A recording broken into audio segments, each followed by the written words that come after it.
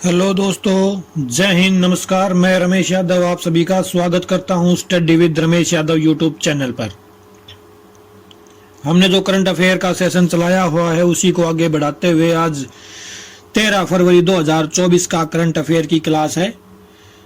उम्मीद करता हूं अभी तक जो क्लासेस हुई हैं आपको पसंद आई होंगी और आगे भी हम अच्छा कंटेंट देते रहेंगे। अगर क्लास पसंद आती है तो लाइक करें, शेयर करें और चैनल को सब्सक्राइब जरूर करें। धीरे धीरे आगे बढ़ते हुए हम और क्लासेस भी शुरू करेंगे। तो जो कल क्लास हुई थी हमने 10 दिन का करंट अफेयर, उसमें 10 दिन 12 दिन का करंट अफेयर जो मोस्ट इंपोर्टेंट क्वेश्चन बने थे वो हम ले चुके थे। तो आज सिर्फ 13 फरवरी का करंट अफेयर की क्लास है और उसके बाद जैसे 11 से 20 फरवरी तक का करंट अफेयर की क्लास हम एक साथ ले लेंगे ताकि आपका रिवीजन हो जाए।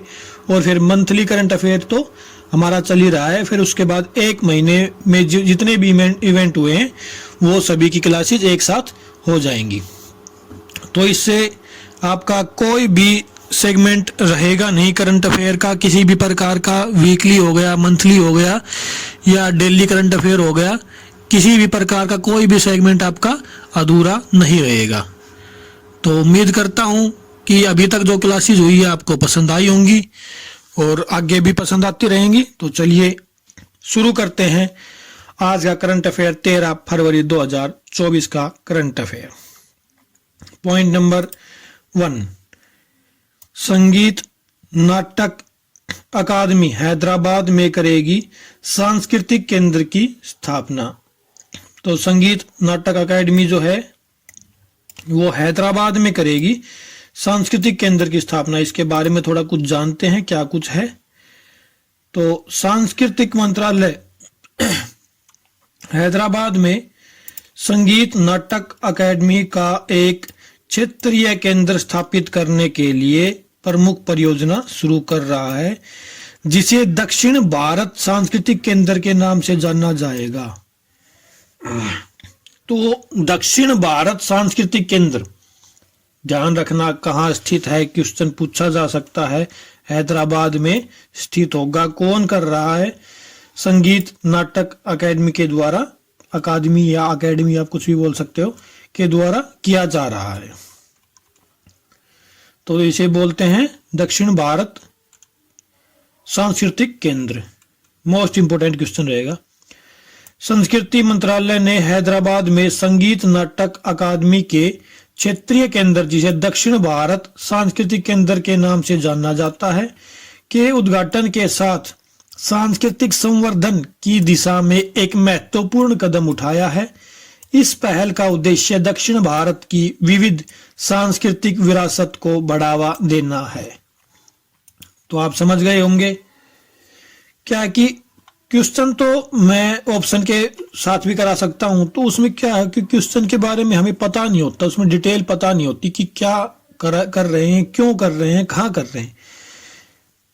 बहुत से चैनल हैं जो 4 ऑप्शन देख के और एक ऑप्शन पे टिक कर देते हैं भाई ये सही होगा, तो उसमें हमारा सारा सेगमेंट कवर नहीं हो पाता। इसलिए मैं कुछ थोड़ा अलग कर रहा हूं। देखते हैं लोगों को पसंद आता है या नहीं आता। लेकिन इससे क्या है कि एक बार पढ़ने से ही क्वेश्चन याद हो जाता है, रिलेट हो जाता है क्वेश्चन। चलिए आगे चलते हैं।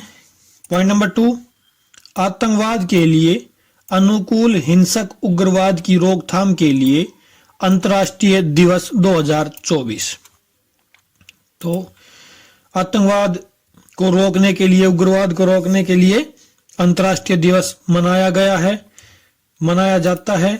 प्रतिवर्ष 12 फरवरी को दुनिया आतंकवाद के लिए अनुकूल हिंसक उग्रवाद की रोकथाम के लिए अंतर्राष्ट्रीय दिवस PVE दिवस मनाती है। यह महत्वपूर्ण दिन हिंसक उग्रवाद के खतरों के बारे में जागरूकता बढ़ाने और इस जटिल मुद्दे से निपटने में अंतर्राष्ट्रीय सहयोग को बढ़ावा देने के लिए एक मंच के रूप में कार्य करता है। तो इम्पोर्टेंट इसमें यही है कि कब मनाया जाता है। तो ये प्रतिवर्ष 12 फरवरी को मनाया जाता है। आतंकवाद के लिए अनुकूल हिंसक उग्रवाद का रोकथाम के लिए अंतर्राष्ट्रीय दिवस मनाया जाता है 12 फरवरी को। आगे चलते हैं पॉइंट नंबर 3, श्रीलंका और मॉरिशस में यूपीआई और रुपे कार्ड का शुभारंभ। तो ये दो देश हैं, हमारे पड़ोसी देश हैं, श्रीलंका और मॉरिशस, दोनों में रुपे और यूपीआई का शुभारंभ किया गया है। मॉरिशस थोड़ा दूर पड़ जाता है, मॉरिशस की राजधानी पोर्ट लुइस और श्रीलंका की श्री जयवर्धनेपुरा है, श्री जयवर्धनेपुरा। तो इसके बारे में जानते हैं। भारत की प्रमुख, थोड़ा गला थोड़ा नहीं बहुत ज्यादा खराब है, बिल्कुल भी बोला नहीं जा रहा है गले से, लेकिन फिर भी आपके लिए क्लास बना रहे हैं। चलिए देखते हैं, हो जाएगा ठीक। भारत की प्रमुख तत्काल भुगतान प्रणाली यूनिफाइड पेमेंट इंटरफेस यूपीआई, आपको पता ही होगा यूपीआई से पेमेंट करते होंगे आप भी। रुपए जो अपना एटीएम कार्ड होता है एक रुपए कार्ड होता है, रुपए भी होता है और भी कई कार्ड है, मास्टर कार्ड भी होता है, लेकिन रुपए को का आपको शायद पता हो या आपके पास एटीएम कार्ड हो तो आप उसके ऊपर देख सकते हैं रुपए लिखा मिलेगा। कार्ड सेवाओं के साथ 12 फरवरी को श्रीलंका और मॉरिशस में लॉन्च होने वाली है। प्रधानमंत्री नरेंद्र मोदी, श्रीलंका के राष्ट्रपति रानिल विक्रमसिंघे और मॉरिशस के प्रधानमंत्री प्रविंद जुगनौथ डिजिटल वित्तीय एकीकरण में एक महत्वपूर्ण मील का पत्थर साबित करते हुए लॉन्च की देखरेख करेंगे। तो इम्पोर्टेंट यही है कि कहाँ लॉन्च हुआ है, तो मॉरिशस और श्रीलंका में लॉन्च हुआ है। और भाई किन्होंने लॉन्च किया है?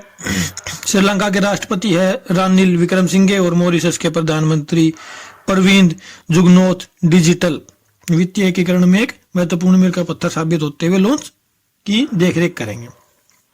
तो यहाँ के प्रधानमंत्री है प्रविंद जगन्नाथ, यहाँ जुगन्नौथ लिखा हुआ है, जगन्नाथ भी हमें कहीं मिल सकता है तो कोई प्रॉब्लम नहीं है। प्रविंद जगन्नाथ, जिन्होंने 22 जनवरी को राम मंदिर की प्राण प्रतिष्ठा के उपलक्ष्य में मॉरिशस में आधे दिन की छुट्टी का ऐलान किया था और आधे दिन की छुट्टी की थी। आगे चलते हैं पॉइंट नंबर 4, पूर्व प्रधानमंत्री अलेक्जेंडर स्टब ने जीता फिनलैंड का राष्ट्रपति चुनाव। तो फिनलैंड में जो राष्ट्रपति बने हैं वो बने हैं अलेक्जेंडर स्टब, ये इंपोर्टेंट रहेगा। ये पहले प्रधानमंत्री थे। फिनलैंड के राष्ट्रपति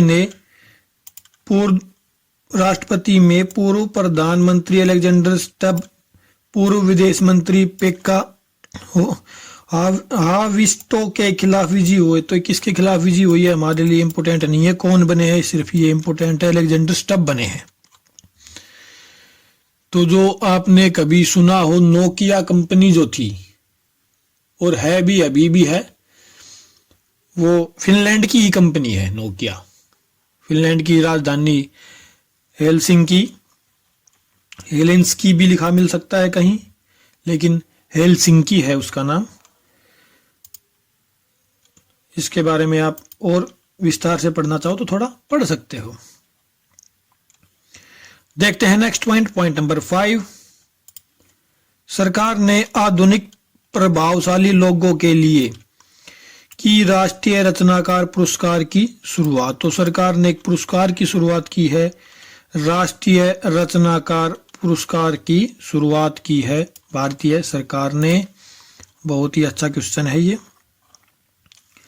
देखते हैं इसके बारे में थोड़ा जानते हैं। भारत सरकार ने 20 से अधिक श्रेणियों में आधुनिक प्रभावशाली लोगों और रचनाकारों के असाधारण योगदान का सम्मान करने के लिए राष्ट्रीय रचनाकार पुरस्कार की शुरुआत की है। भारत सरकार ने हाल ही में प्रतिष्ठित नेशनल क्रिएटर्स अवार्ड, तो ये कहीं नेशनल क्रिएटर्स अवार्ड भी लिखा मिल सकता है, इंग्लिश में इसका नाम है, ये का अनावरण किया है, जो एक अभूतपूर्व पहल है जिसका उद्देश्य भारत के डिजिटल परिदृश्य को आकार देने में नए युग के प्रभावशाली लोगों और रचनाकारों के उल्लेखनीय योगदान को स्वीकार करना और जश्न मनाना है। तो ये 20 से अधिक श्रेणियों में दिए जाएंगे और राष्ट्रीय रचनाकार पुरस्कार इसका नाम है, भारत सरकार ने शुरू किया है। इतना ही इसके लिए। आगे चलते हैं point number 6। Paytm e commerce का नाम बदलकर हुआ पाई प्लेटफॉर्म और बिटसिला का अधिग्रहण किया है। तो देखो, पेटीएम एक पेमेंट बैंक भी है और एक ई कॉमर्स कंपनी भी है। ई कॉमर्स का मतलब होता है जैसे जो हमारे होम डिलीवरी तक सामान देख के जाते हैं ना, जैसे फ्लिपकार्ट हो गया, अमेजोन वाले हो गए, ये खुद नहीं देते। आप कभी भी देखना, फ्लिपकार्ट वाले जो सामान देने आएंगे उनके पास ई कार्ट होगा, उनके बैग पे भी ई कार्ट लिखा होता है, ई कार्ट। तो ई कार्ट जैसे है, ये एक ई कार्ट जो है ये एक e commerce company. E commerce का मतलब होता है कि जो शिपिंग का काम करते हैं, जो हमारे घर तक सामान को पहुंचाते हैं। तो पेटीएम भी ई कॉमर्स का काम करती थी, तो उसने पेटीएम से नाम बदलकर पाई प्लेटफॉर्म कर दिया है, ये इंपॉर्टेंट है। और एक बिटसिला कंपनी जो इसके अंडर में काम करती थी, पेटीएम के अंडर में काम करती थी, बिटसिला, तो बिटसिला का इन्होंने अधिग्रहण कर लिया है, बिटसिला को खरीद लिया है। कहने का मतलब ये है। इसके बारे में कुछ जानते हैं। 8 फरवरी को रजिस्ट्रार ऑफ कंपनीज से मंजूरी मिलने के बाद पेटीएम ई कॉमर्स ने खुद को पाई प्लेटफॉर्म के रूप में रीब्रांड किया है। इस बदलाव के साथ कंपनी ने बिटसिला का अधिग्रहण कर लिया है। तो आप इसके बारे में और जानना चाहे तो आप वीडियो को पुश करके ये चीजें पढ़ सकते हैं। बाकी जितना इंपॉर्टेंट था वो मैं बता चुका हूं आपको। अभी हाल ही में आरबीआई ने पेटीएम पर बैन लगाया है। कुछ एक ऑडिट में उनकी प्रॉब्लम थी, तो अगर उनको नहीं ठीक किया गया तो आरबीआई पेटीएम में जो लेन देन हो रहे हैं सभी को बंद कर देगा। तो ये सिर्फ आपको याद इतना रखना है कि किस पेमेंट बैंक पे बैन लगाया है, तो पेटीएम पे लगाया है। पेटीएम एक पेमेंट बैंक है। आगे चलते हैं पॉइंट नंबर 7। लोकसभा में जम्मू कश्मीर में SC/ST से संबंधित विधेयकों को मंजूरी। विधेयक मतलब बिल। देखो, SC/ST विधेयक, SC/ST आपको पता ही होगा, शेड्यूल ट्राइब और शेड्यूल कास्ट। देखो, अनुसूचित जाति और अनुसूचित जनजाति। तो लोकसभा में ये पास किया है, किसके रिगार्डिंग? जम्मू कश्मीर के रिगार्डिंग पास किया है। देखो, जम्मू कश्मीर में अभी भी बहुत से लोग ऐसे हैं जिनको SC/ST OBC इनसे बाहर रखा गया है, तो उनको संशोधित करने के लिए इस विधेयक को लाया गया है कि ताकि लोगों को सही से इसका लाभ मिल सके। तो आप समझ गए होंगे, आपके भी प्रदेश में, आपके राज्य में OBC SC/ST बटे हुए हैं, तो वो भी कभी पास हुए होंगे, तो इसीलिए उनको भी SC/ST में रखा गया होगा, OBC में रखा गया होगा, तो वो भी प्रोसीजर होता है। तो वो प्रोसीजर अभी जम्मू कश्मीर के लिए विधेयक पास हुआ है लोकसभा में और राज्यसभा में भी हो गया है। अब राष्ट्रपति के साइन करने के बाद वो विधेयक कानून बन जाएगा। संसद होता है ना, राष्ट्रपति, लोकसभा और राज्यसभा मिलकर संसद का निर्माण करते हैं। चलिए पॉइंट नंबर 8। अंडमान और निकोबार कमांड में अंडर वाटर हार्बर रक्षा और निगरानी प्रणाली का उद्घाटन। तो अंडर वाटर हार्बर रक्षा और निगरानी प्रणाली का उद्घाटन कहाँ हुआ है? अंडमान और निकोबार में हुआ है। अंडमान और निकोबार में, सिर्फ इतना याद रखना है, अंडर वाटर हार्बर रक्षा निगरानी प्रणाली का उद्घाटन अंडमान और निकोबार में हुआ है। Next point, point number 9। Steam में महिलाओं के सशक्तिकरण के लिए स्वाति पोर्टल का अनावरण। स्टीम क्या होती है? साइंस, टेक्नोलॉजी, इंजीनियरिंग, मैथ और मेडिसिन। स्टीम विज्ञान, प्रौद्योगिकी, इंजीनियरिंग, गणित और चिकित्सा। स्टीम के क्षेत्र में भारतीय महिलाओं और लड़कियों के बारे में जानकारी को केंद्रित करके इस पोर्टल का उद्देश्य लिंग अंतर को समाप्त करना है और विज्ञान और प्रौद्योगिकी में समावेशिता को बढ़ावा देना है। देखो इसके बारे में थोड़ा सा समझते हैं।